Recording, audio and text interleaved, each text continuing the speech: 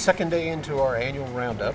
So we try to gather the bison once a year, typically this time of year, late October, early November, and run them through, gather them out of their 24,000 acre pasture, and then run them through our corral system up here for really two purposes. One is to pull off surplus animals. We have to keep a desired stocking rate out there. We don't want to overgraze the prairie. And the other big reason we work the animals is to maintain the health of the herd.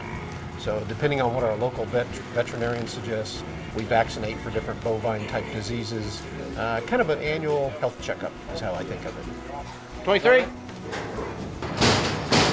The bison herd is doing real well. We've had a number of good growing seasons, haven't had any bad droughts for a while, and the bison are doing great. So I think the preserve is on very strong footing right now. 2754. I think this has become an integral part of this part of the state. If you're in Pawhuska driving up here, you go under a giant arch that says Pawhuska, Gateway to the Tallgrass Prairie. And so I think they've really embraced our work here, and they recognize that what we're trying to do is very collaborative. You know, we're not here to make ranching go away. We're here to work with ranching to get more conservation done. The public interest continues to grow. It's amazing the number of people that haven't heard of the Tallgrass Prairie Preserve in Oklahoma City or Tulsa, some of the larger areas. But the visitation has certainly grown a lot. It just takes time for people to become familiar with something like this. A lot of people have heard about it but haven't been, but we're seeing a lot of people show up now. We brought bison back some time ago because we want to have a fully functioning tallgrass prairie here. We also want to be a good neighbor, and a part of the roundup is making sure that the bison have their vaccinations. We want a healthy herd for our neighbors. We don't want to cause a problem for our cattle ranching neighbors, and so this is really important for that perspective. Being neighborly, come over and help. They help us in the springtime and summer a little bit, so just come and try to help out a little.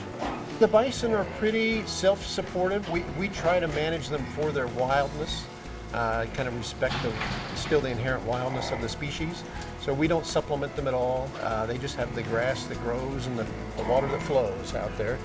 And they do pretty well with that kind of program. So they don't really appreciate us touching them anyway. So the roundup, I think they have some anxiety about the roundup, of course, getting pushed around a little bit, but we try to minimize that. So just 1 week out of the year, we fuss with them a little bit. Otherwise, they're just kind of out there doing their thing.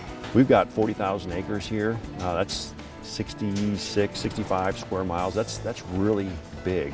But in the whole grand scheme of things, there used to be something like 50 or 60 million acres of tallgrass prairie. There's less than 5% of that left. So what we have here is important, but it's a small piece of the puzzle. We have to work with our ranching neighbors to get conservation done. It has to be done collaboratively, and it has to be done in a sustainable way, a way that works for conservation, but also a way that works economically for the ranches around us. Otherwise, we're not coming up with solutions. We have to have solutions that are gonna be around for a long time.